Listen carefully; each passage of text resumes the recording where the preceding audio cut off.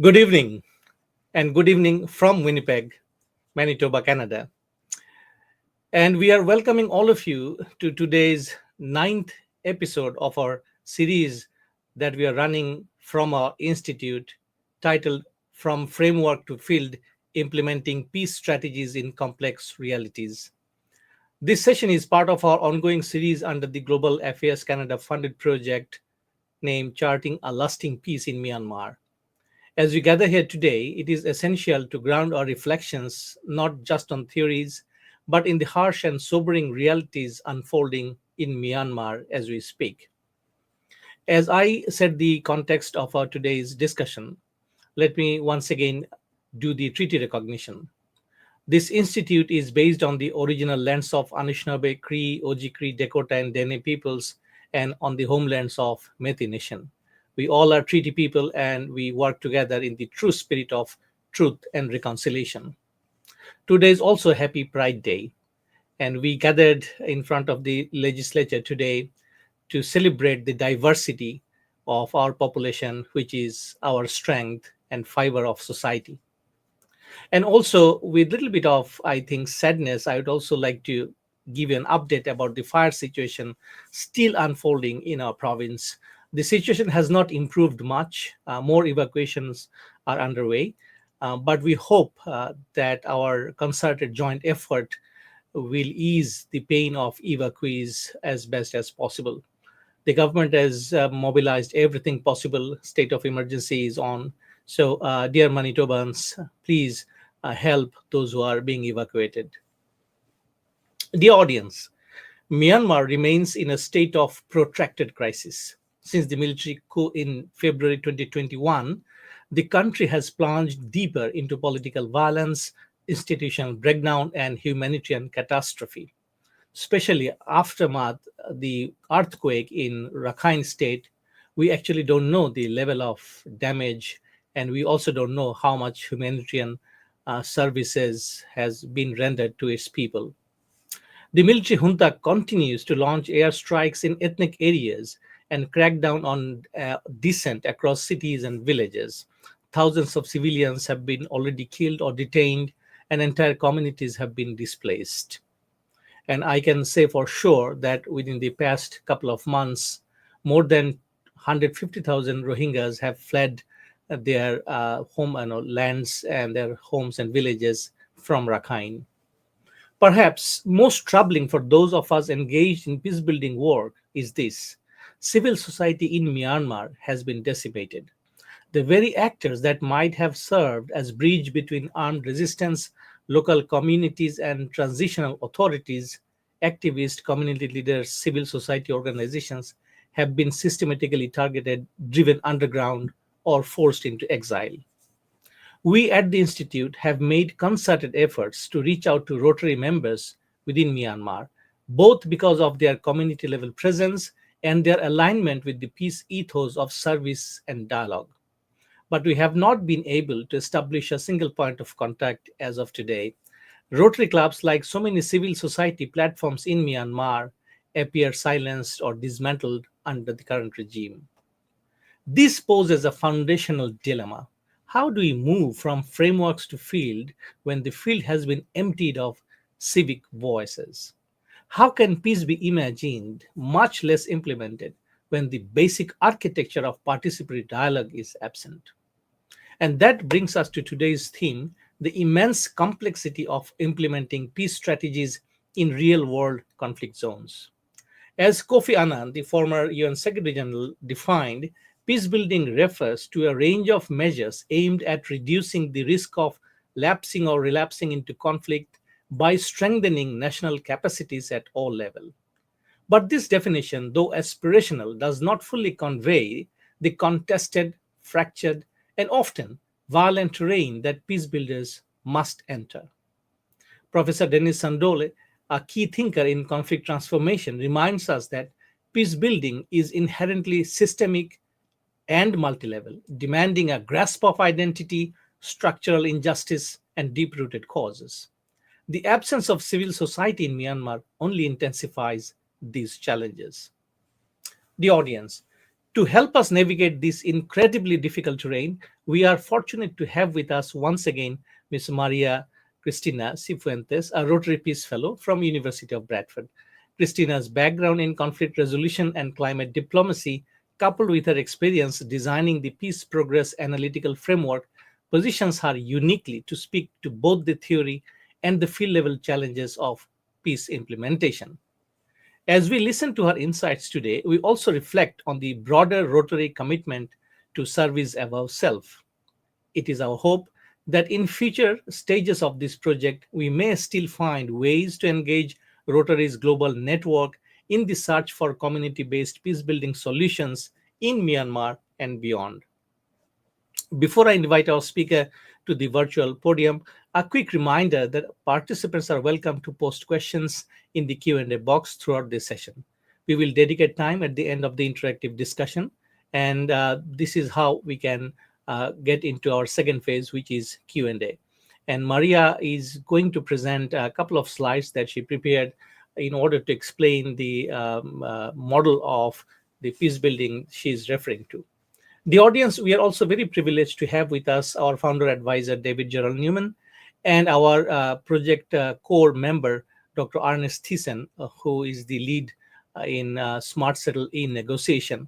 And I'm expecting both the gentlemen would provide their insights and enlighten the discussions in the later part of the webinar. So without further ado, it is my privilege now to invite Maria to begin today's presentation. Maria, if you are ready, floor is yours, ma'am. Go ahead. Thank you very much, Kauser. Hi, everybody. Ernest, David, thank you for being here and welcome, everybody. I'm truly grateful for your continued interest in this webinar series and for the opportunity to share this second session with you. It's a pleasure to reconnect after our first episode of yesterday, and we were talking about the Peace Progress Analytical Framework as a strategic tool for navigating complex peace processes like the one in Myanmar. So, in the session of yesterday, we were discussing the core pillars of the framework, the 5 strategic lines that represent conditions enabling a sustainable peace and positive peace, the human security index, and the peace building indicators that could help us to promote progress towards more peaceful societies in fragile states and also in highly contested contexts. Could you please share the yeah. Thank you. Thank you so much. So, as we were discussing yesterday, we explored how these lines, when we are considered together as a systemic approach to develop progress towards peaceful societies, could help us to identify drivers of conflict and also eliminate pathways for transformation. So we also review how they could enrich negotiation processes by offering holistic and inclusive lens. Next, please. For the session of today, we will work through 3 main questions. The first is, how can each of the 5 strategic lines be translated into minimum criteria for peace packages? Considering the framework we were presenting yesterday that was developed by Smart Settle, and it's a great honor that the creator is here with us. The second question is about what technical recommendations are necessary to enhance their implementation within the Smart Settle's existing simulation structure.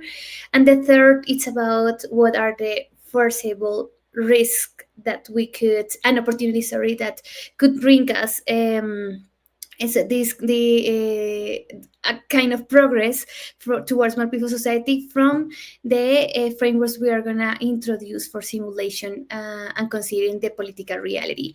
So let's begin by reviewing each one of them through the methodology that we have developed for introducing to the proposal of Smart Settle.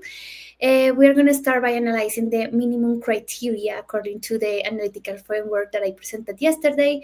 And regarding that, implementing peace is not only about reaching agreements, it's about ensuring that what is agreed responds to structural challenges and creates the conditions for long-term transformation. That is the most important outcome. So this is where minimum criteria come in. The Peace Progress Analytical Framework proposes, as I said before, yesterday, and now we can see there in the screen, 5 strategic lines of action that reflect enabling conditions for lasting peace.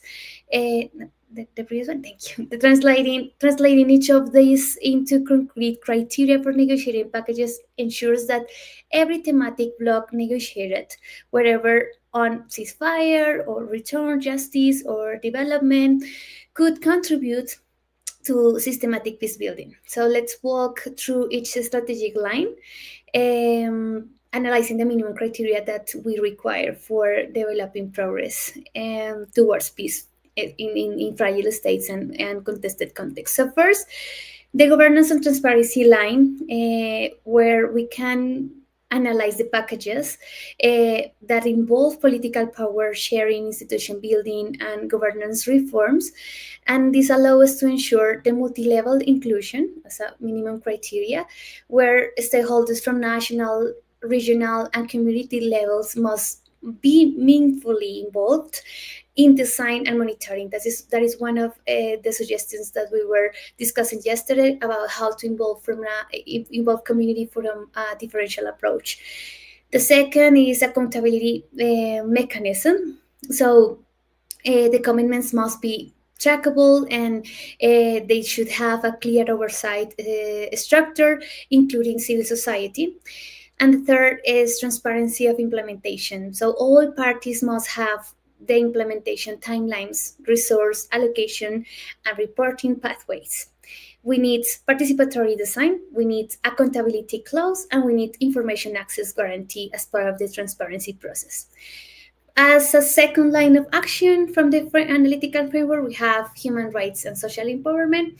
So in any negotiation package, especially those where we can involve justice, identity, or legal reform, a rights-based lens is very important. It's completely in the center of the discussion, and rights must be protected not only at individual but also collective levels.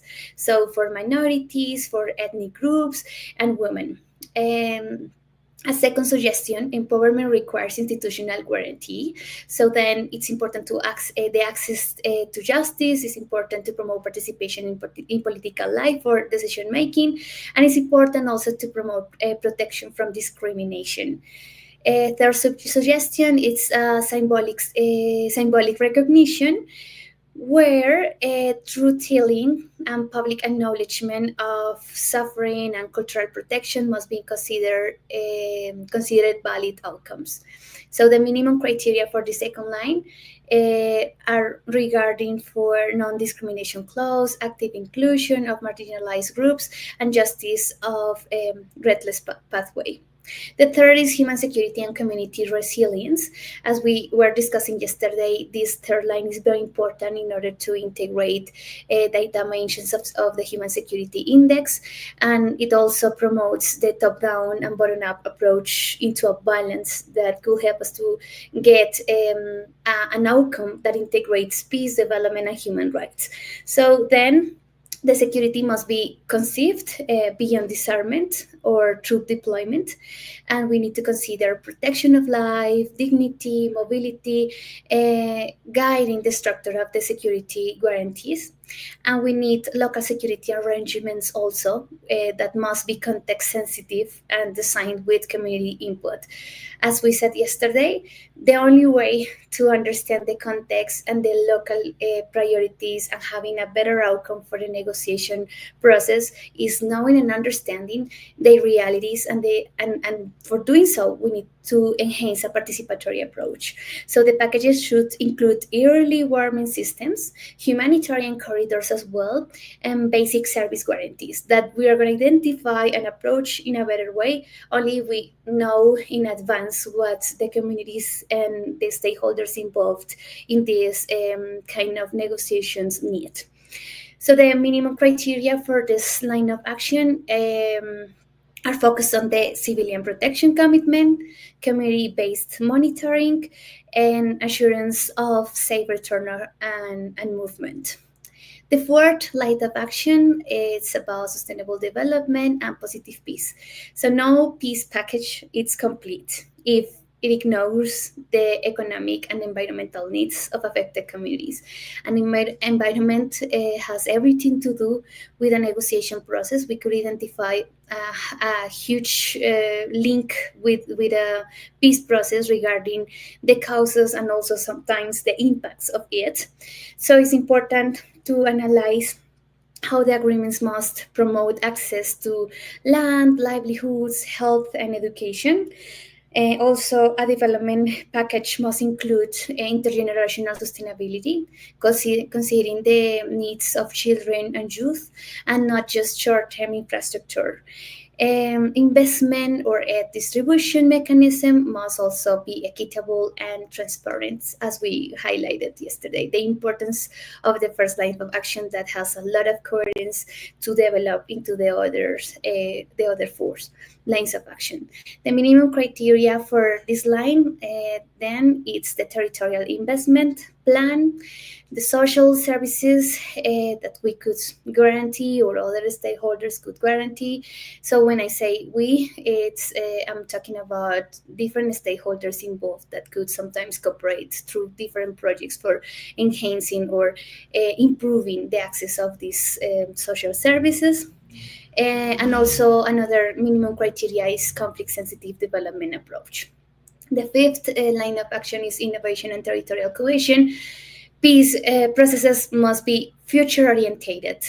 So, as we said, if we want long term solutions, we need to advocate for getting or identifying the root causes of conflict and trying to promote a systemic approach into it, considering that innovation is not just about technology, it's about governance, innovation, the participatory tools, and new models of engagement.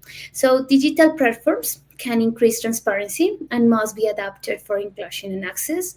The packages of negotiations should include mechanisms for youth engagement and also community based planning and bottom up proposals with a differential approach. As I said yesterday, when we are talking about differential approach, we include the indigenous communities, farmers, and sometimes in some countries, Afro descendants, but all the stakeholders that could be involved, not only through the impact of the conflict, but also that could be a potential community or focal community for having an impact after a conflict time or phase. So the minimum criteria is innovation mechanism, digital or social, youth and community inclusion, and access to data and feedback channels.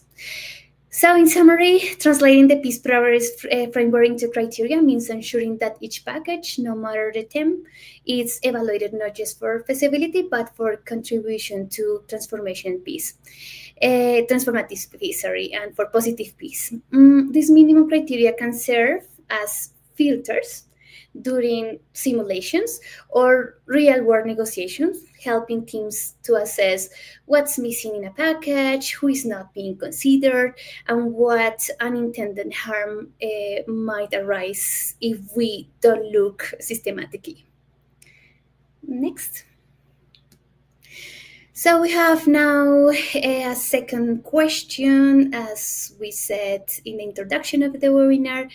In the first part of our conversation, we explored how the Peace Progress Analytical Framework can provide a set of minimum criteria to guide the design and evaluation of peace packages. So these criteria drawn from the strategic lines and are not abstract ideas. They are practical filters that help us to ensure that what is being negotiated leads to systematic transformation, and not only with a short-term compromise, which is of course very important, but with a long-term one. So we are going to begin for answering this question by saying that Smart Zero represents one of the most sophisticated and human-centered tools for multi-party negotiations that I have ever seen in peace building field.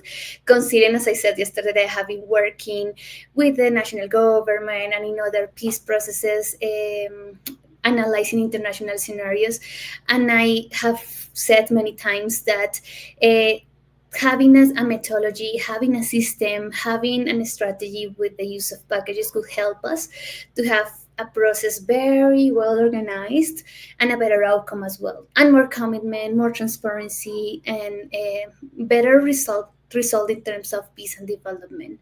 So its ability to help parties reach consensus through transparent trade-offs and a very structured satisfaction scores with the algorithm that they have developed for the package evaluation. So rather than proposing corrections, or our focus today is on how the peace progress framework that I developed can act as a complementary companion of this system that Smart Zero developed. So as we can see, to align the simulation design with transformation goals, we need first to activate peace lines as a dynamic evaluation filters.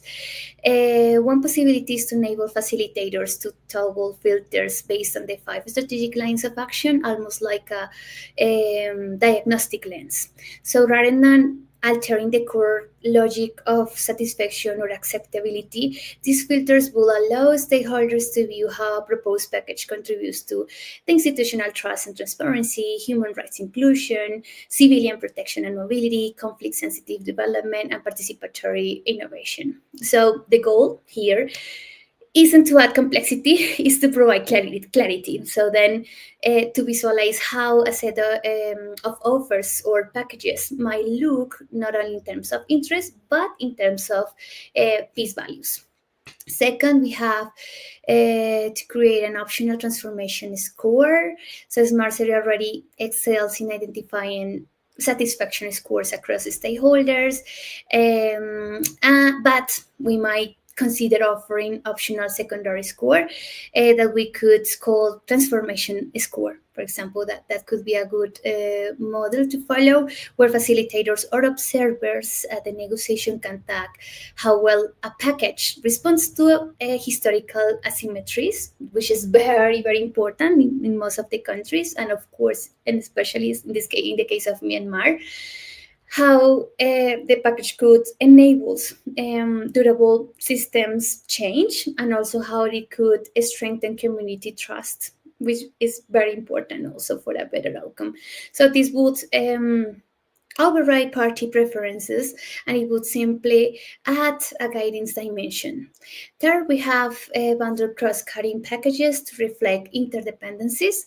So another recommendation is to develop package clusters, bounties, or of related offers across the different negotiation tracks. For example, a justice clause on reintegration could be clustered in within the livelihoods component and a community oversight mechanism.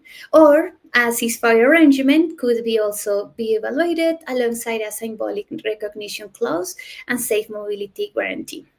So these kind of clusters could be marked as high synergy packages using peace progress criteria, showing where interdependencies reinforce impact. And this, again, builds on the system, on the negotiation system, as unique capacity for a model package scenarios. Fourth, we could allow for iterative learning loops in simulation runs. So peace processes rarely succeed in one static round of negotiation. As we know, in some countries could take more time, more years. In some countries, we could already, as in the case of Colombia, we could already get an agreement. Nevertheless, after agreement, we could have a new era of conflict, and it's something that is progressive and something that maybe may exist, but we need to deal with it, trying to identify the way to prevent, the way to develop some mechanisms to respond and promote development, and also protection of civilians and communities, and also the way to mitigate in long term, thanks to the root causes analysis. So these processes are a good model to follow in terms of developing real and substantial developing frameworks or long-term frameworks. Fifth, we have map stakeholder inclusion and blind spots visually. So finally, a powerful addition could be stakeholder inclusion map. Then we can consider in it who benefits from a proposed package, who is neutral, who is absent, and this visual could draw from the stakeholders matrix used as first stage or first phase, helping ensuring that even marginalized actors are considered and no major population group is invisibilized. So peace, as we know, begins when the impossible become visible. So to conclude, the system of negotiation already provides a negotiation backbone that is uniquely transparent, equitable, and constructive. So then we have to talk next. Thank you. So considering that, no, the previous one, I would like to highlight something else. Thank you very much.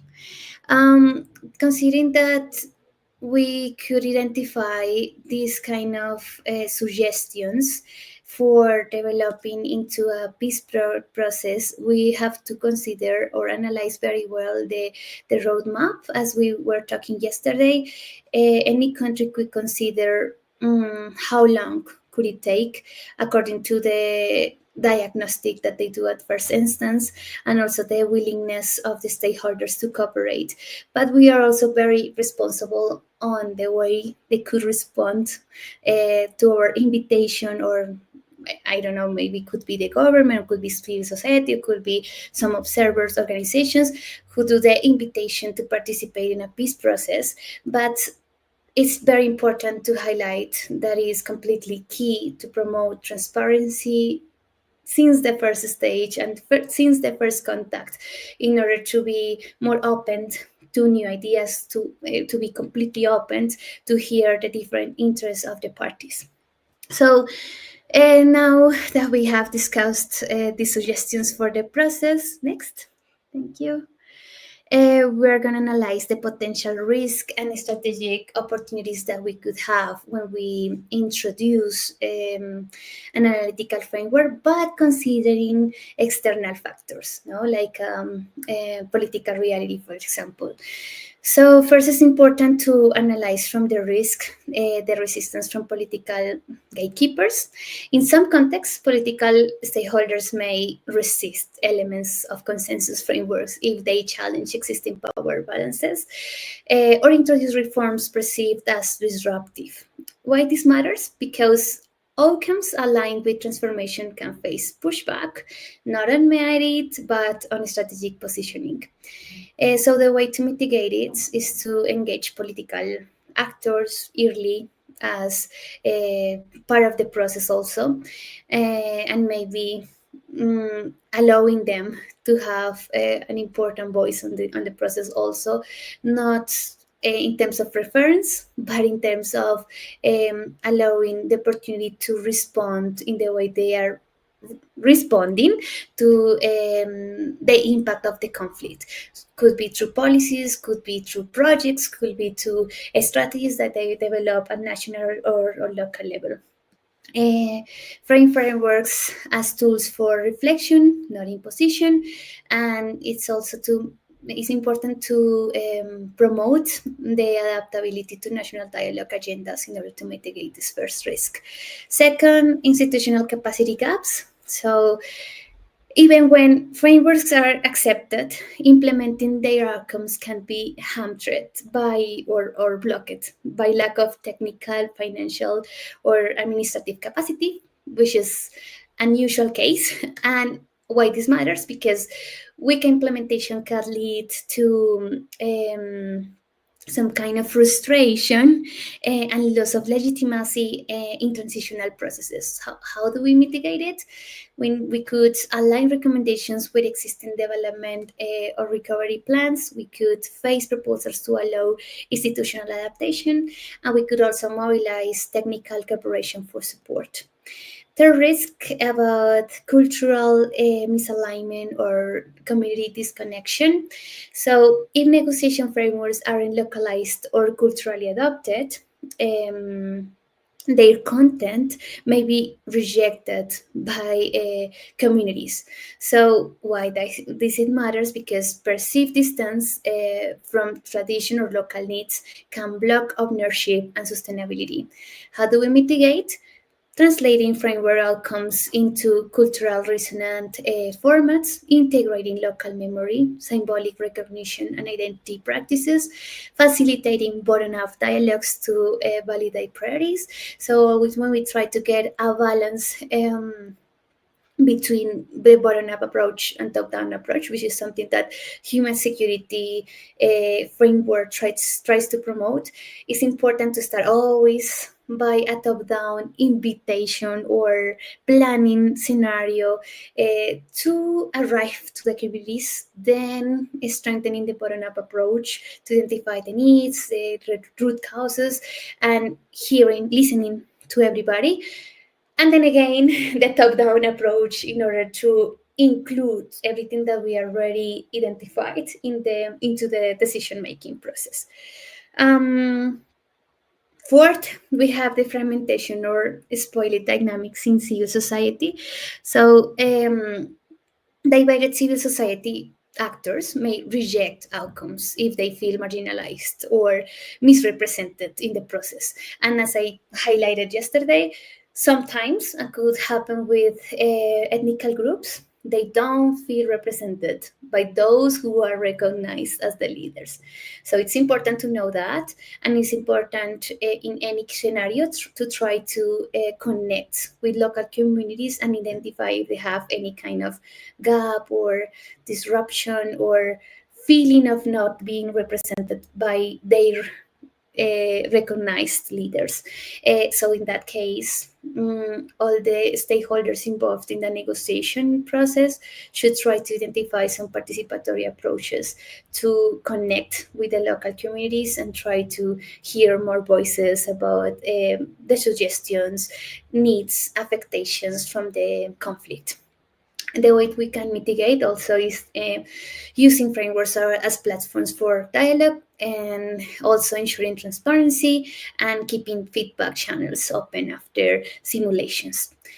The fifth, it's about external pressure agenda misalignment.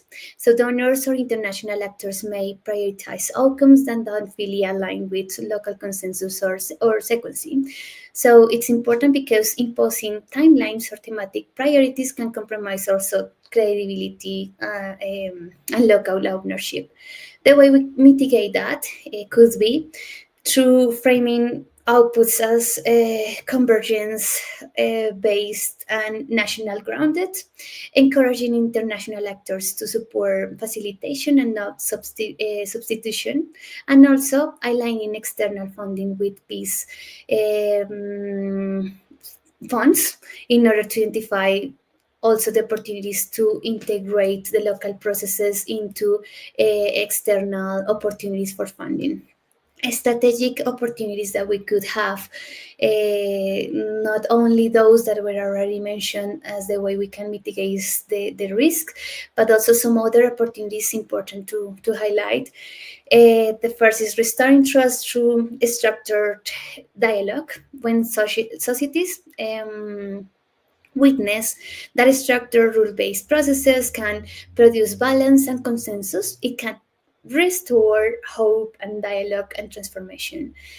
Second, evidence-based roadmaps for peace implementation. Frameworks also offer structural paths for sequencing reform, transitional justice, and development agendas, minimizing political improvisation, which is very important. And communities usually used to identify easily a political improvisation.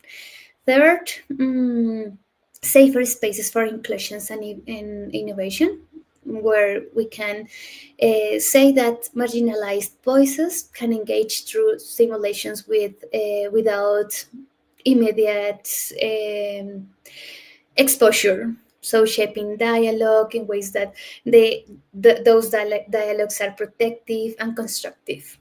Fourth, increase diplomatic confidence and credibility. Presenting simulated consensus and frameworks in international forums strengthens also a country's credibility and may unlock technical and financial support. And fifth, we have the opportunity for promoting scalability and learning from broader use. So, when successful, frameworks developed for one setting can be adapted for others, and it could also help us to build peace tools for global challenges. The value of structural negotiation frameworks lies in the possibility of inviting people to think together, and implementing them is not only being focused on passing results into policy, but it's also important to cultivate conditions where shared understanding becomes shared action. And if we approach implementation as a political journey, one guided by technical insight and community validation, these frameworks can become bridges between imagination and reality, and between justice and governance, and between also past bounds and future resilience. Next. Finally, we talk about a set of external risks and negotiation frameworks we could anticipate when moving from design to implementation. These are not internal weaknesses of any particular platform model. It's important to say that, such as, for example, the kind of international frameworks we could have worldwide for negotiations proposals or processes. So now those the one that is implemented, for example, by Smart Zero in the modelation process, and in collaboration with CRRIC for the Myanmar case, is very important. It's going to have, I'm sure, a very good result, because it's not usual to identify this kind of systems where they have a very well organized roadmap and strategies per package that is crucial in a negotiation process. So, as we can see, we have we could identify political resistance from gatekeepers, as I said before, or institutional gaps, or we can identify community disconnection, or if we have a fragmented civil society strategic line, or if we have a presence of external pressure or agenda misalignment. We could always try to enhance some technical review, and also some minimum criteria where many stakeholders should be involved in order to promote better outcomes, and in order also to enhance solutions and development of strategies at time or on time, because normally when we have the result or the outcome we don't want is when we react, but it's better to try to identify the way we can prevent them. So the mitigation of external risks in negotiations frameworks is very important. And transformation, I brought this phrase because I think it's very important that transformation is not the end of conflict, it's the beginning of a shared responsibility. So that's why identifying and inviting more stakeholders to be part of the process is key, and also including this kind of approaches like the 5 lines of action from the Prince framework are not everything, are not the perfect proposal to promote progress towards peace. Is one of them of many possibilities. So the framework I developed and I'm trying to introduce into the Smart Zero process is only a proposal, and it's only a way to promote progress. But we could also include more elements. We could also include more components. We could also invite different institutions that have already got good results in the implementation phase, and also see what else is required. But at least those 5 lines of action are important in order to implement them into the planning stage, the implementation, and the monitoring and assessing one. Thank you.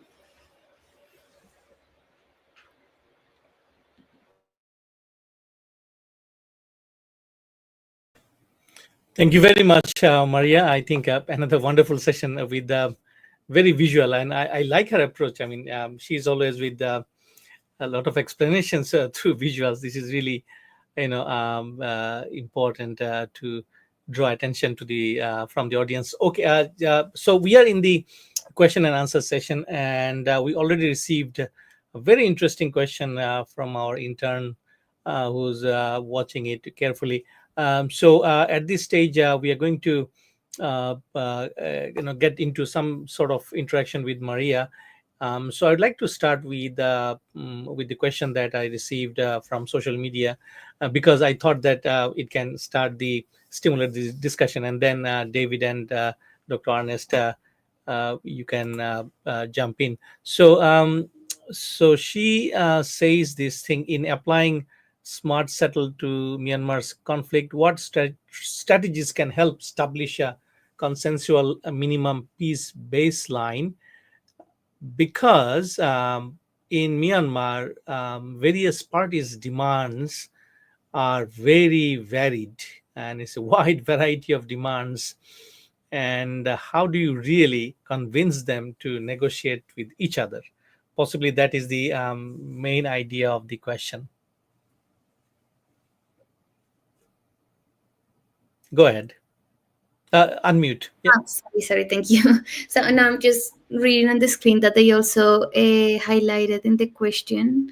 Madara is the one you are reading, the one of Madara, right? Correct, correct. Highlighting that also Tamado asked to maintain central control. So considering that context, um, I think that when we get a balance during the process, I mean, it's very difficult to gets a general consensus, even though of the first stage of participation of accepting being part of a peace process. That is the most challenging part, and I think that the way we approach them, the way we invite communities under a base that the peace process is going to be the opportunity to hear everybody, to listen everybody, to know the obstacles they have had, to know the impacts of the conflict, to know the disparities that the conflict has created, and to know also or identify the causes of it in order to get common and mutual solutions. Maybe we could have some stakeholders that could think, I really wouldn't like to be part of it because maybe my priorities wouldn't be something of interest for the stakeholders that are promoting conflict. So in that case scenario, it's important this first stage, like the invitation could be for with a real consensus of the stakeholders that they are completely open for having a respectful way for the dialogue to listen first. And second, it's important that those that coordinate the dialogue could have, as I said yesterday, a neutral role, identifying what could be the best way to promote benefits to all the parties, but always with the clear line that we are not going to accept any benefit that could affect others. So if we have that as a common sense or as a common point, first point of departure, we could have a better outcome.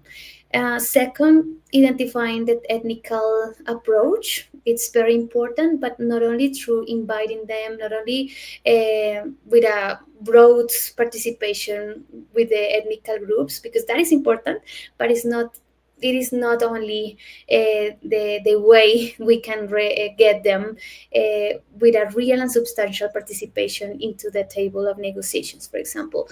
So if we try to have, before the official negotiation, we try to have some first approachers or some first meetings could be, and it's better in person. If we go to the local, to the territories, and we try to talk with the local communities in order to have a more open conversation, could help to the coordination group of the peace dialogue to identify in advance what could be the risk and what could be the gaps from the ethnical perspective that could be on the table during the official negotiation. And if we are ready, identify them, and if we are ready, identify the ways to reduce those gaps before the official negotiation, we won't get this kind of risk, as she said. But I mean, it's not like a perfect formula. It's something that could help us to get a better process and to get a better outcome as well. Thank you. Thank you. David, if you have any comments. Yeah, um, that's another great question from our uh, amazing Master of Human Rights intern student. Appreciate that. Um, as a longtime negotiator over many, many years, um, I certainly came to understand that the minimum baseline is always something better than the status quo. And that's my understanding of Ernest's smart settle approach as well. And that's a reason to come together. And the difference between a simulated track 3 and a real negotiation amongst competing, combative, hated each other parties is that you can have a degree of authenticity, as sincerity in the pre-negotiation process. And I really am hoping that Ernest will speak to that, because I think there's a way that Smart Settle has done this in the past. And that is, how do you bring, in our case, chosen, selected participants in the simulation, each presumably being granted a status, a deemed authority, and who are they representing, and all of that established in a pre-negotiation kind of gathering, which is all about building enough trust amongst authentic people who are reasonable and acting in good faith in the process. So the reality of this is that these folks are more likely to arrive at an agreement than the engaged, competing, real-life parties. But what they are doing is modeling and preparing ideas which will cause track 2 and then track 1 to appreciate even the quantities of the benefits for each party, and to reflect outside the bargaining table before they agree to participate that oh my God, there's some real value we can get out of this. There's opportunities, and it certainly appears that there's a genuine reality that we can gain some measurable benefits out of sitting down and negotiating in good faith. And the other different lesson, I mean, it's like in take multi-group kind of collective bargaining, where you have an ethic of good faith, but you still have in the background the creative tension of threats, use of power, strikes, lockouts, boycotts, all kinds of methodologies to inflict harm on the other, and that's always the alternative. So the beauty, again, of the simulation is everyone knows in a rational way, without a need for emotion, the rational way that the options out there are certainly violent and harmful. But that is not going to affect the bargaining. In other words, you take power out of it, right? you take the reality of power out of it.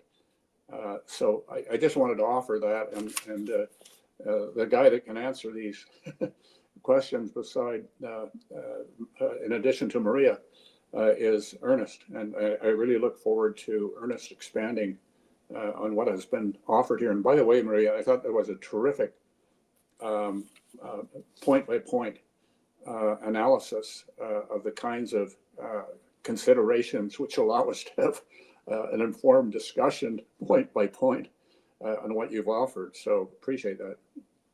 Thank you. Dr. Ernest? Okay, well, that was well done, Maria Christina. Thank you. And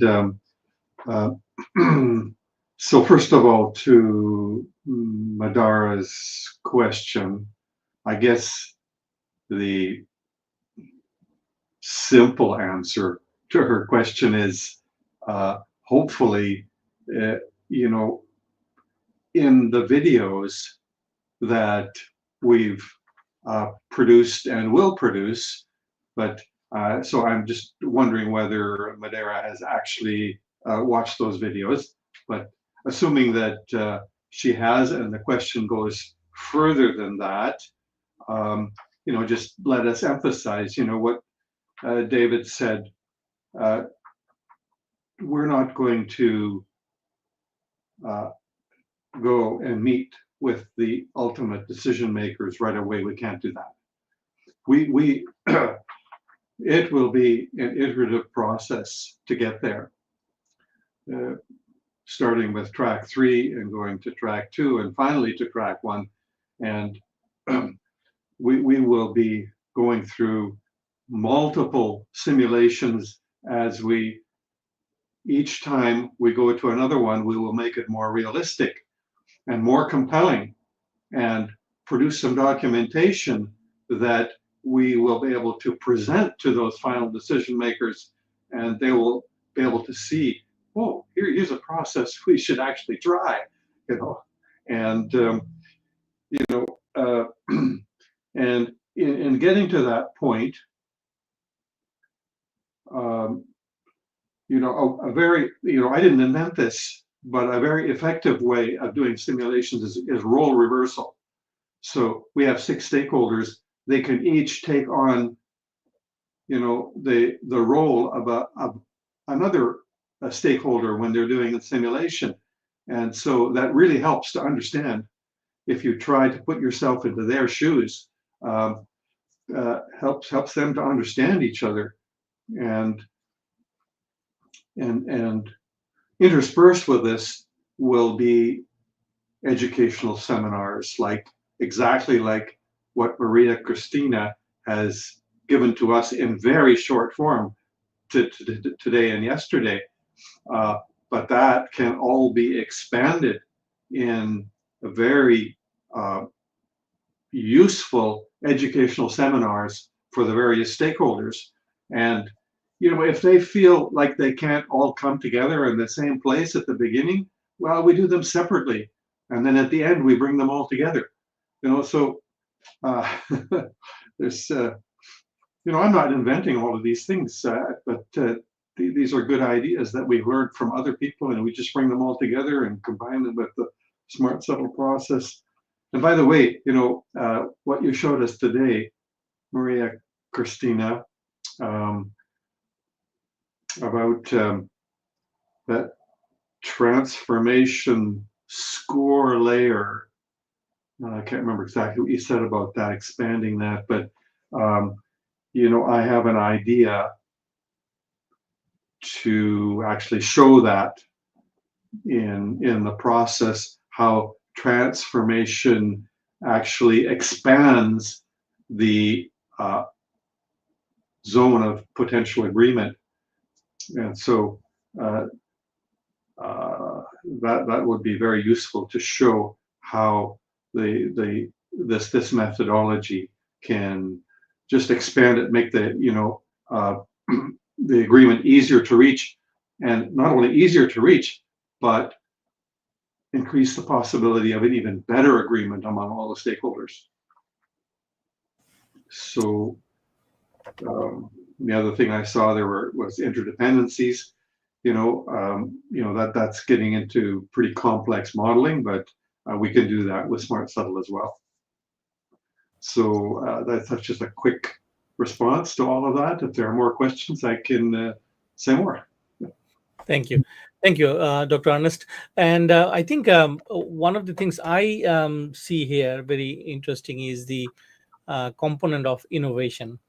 And Dr. Ernest has already mentioned that we are not going to do something or achieve something overnight. It's a process, and we'll go step by step, and that is how we'll achieve um, um, this is something that we can do it a little bit. It's a kind of step by step ways to advance towards the baseline, the way we define baseline. But innovation is something I like in Maria's model, that something we often forget.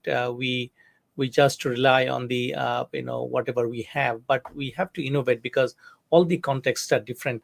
Nonetheless, our intern has another, I would say, it's a small subset of question, but it might be interesting to show it here. What she thinks is that, sorry, I have shown the later part first. So what she's trying to say is that with everything happening around the world, especially Israel, in Gaza, there is growing resistance to tech mediated negotiation in digital platforms. And if that is the case, what are our suggestions to enhance Smart Settle's technical strength to convince stakeholders not to sabotage the platform? Uh, Quite loaded question, but I leave it to Dr. Ernest to kindly, say a few words and pass his remarks. Well, I don't know where that's coming from, but if the first thing is true, it's certainly out of ignorance, right? Um, and we just have to uh, demonstrate how we can produce some tangible uh, and good results, and that will change their minds. Absolutely, absolutely. And I also believe and echo with Dr. Arnes that is ignorance. People are not aware of the capacity of those negotiation. And we have heard from one of the webinar participants in this series, the series that we are running. He categorically mentioned in many countries, the skill and art of negotiation is really not there among the policymakers for many reasons, right? But through this initiative, maybe some will be interested again to kind of get into the art of negotiation and diplomacy. So the audience, we are at the last part of our session today, and before we leave, I would like to very politely ask Maria Cristina to comment, because she comes from Colombia, and we know a very long-standing conflict in Colombia, and of course it has kind of settled a little bit. The conflict transformed. So, Maria, what do you see in light of your country and the armed conflict that waged for decades? Do you see kind of lesson learned, and that might be somewhat we can replicate in understanding the negotiation in Myanmar? I consider that we have in the learned, we have advantages of the peace process we got in 2016, and also many things to improve, because even though it was very difficult for the government after more than 50 years of conflict, getting the opportunity to come to a peace table and negotiate, because the armed forces never wanted it before. That was that was very important for the country, and that was a huge opportunity for the different stakeholders to identify what were the critical sectors that they should put on the table as a priority. uh, so when we did that, we defined five main points of the peace agreement that involved the transformative approach, especially from the justice reform, from reduction of corruption, so that we can see clearly that it was very difficult to get trust building in it. Nevertheless, they came, they finished the negotiations, and they got some commitments. But when we wanted to implement it, we saw that even though many groups in the country accepted to be part of it, and they saw as a big opportunity and a big commitment from the government to provide alternatives, they really tried to be part of it. So that's the first suggestion, is that knowing that conflict is also a way of getting an economic support from them, because they work, for example, in my country, in many illegal activities, and they also get a lot of money from it. So it's difficult to invite them to be part of something where they are not going to get the same outcome they are used to get. But when you promote alternatives for job opportunities, when you uh, give them the guarantee of justice, like a kind of consensus of what is going to be the process for them, the special process. So we have a special framework for justice within the implementation of the peace agreement. And when you can guarantee also that all the local governments are going to be open to welcome them, open to provide them these job opportunities, and also some other systematic helps or support, they will be very interested on being part. Otherwise, promising and saying we are going to be very engaged on doing this and that, but without any proof of already starting the process, of already uh, having a policy, a serious policy that could be that guarantee, they won't be interested. Still, we got many groups that accepted to be part of it, but some others that not, some others that wanted to continue, and they created other groups. So we're like the same FARC that we had in Colombia, but now are FARC something. So we have new groups that we call disidencias. Like these new groups are everywhere now. There are different lines also. We could identify many differences among them. So some of them are still being part of the armed conflict scenarios because of the defense of environment, for example, or some lands that are under risk because of some economic activities with the private sector. But then, on the opposite, we have others that are also working with illegal activities and deforestation and illegal routes for illegal mining. So then we have to understand the differences. We have to understand that at the end, the root causes could be similar, and without having a peace process that could be completely aligned with the National Development Plan, we won't have a real outcome. So we could have, yes, somehow some agreements in some peace negotiations that we develop. We could agree ceasefire, I don't know, for 3 months with one of the groups. We could agree to stop doing illegal things in some sectors, or destroying the environment, for example. And we could agree to stop kidnapping or killing or doing this kind of stuff, or working with drug trafficking and so on, for some period. Nevertheless, if we don't promote job opportunities, educational opportunities, protection for the communities, protection for the environment, like many other things that require different stakeholders and sectors to be involved, then the agreement will disappear, and all the consensus will disappear with the time. They could do that for a period, but then if the gaps appear again, if the lack of opportunities appear again, they will restart and they will come back because they already know how to deal with this kind of processes, like with conflict and so on. They will come back to do that. Mhm. So that's why it's very important, the engagement of the stakeholders, and that's why the transparency on it and the governance on it, it's a key factor. Mhm. Wonderful. What a beautiful explanation. The audience, we are going to wrap up this session today. And before we wrap up, we would like to express our gratitude to Maria Cristina for her time with us, and we appreciate. And we are also expecting her to join our core team in the near future. And we think that her contribution would be immense to the project. The audience, please continue following us. So we are going to air a number of episodes in the future as well, focusing on different aspects of the conflict and how do we really achieve sustainable peace or devise a model for sustainable peace in Myanmar.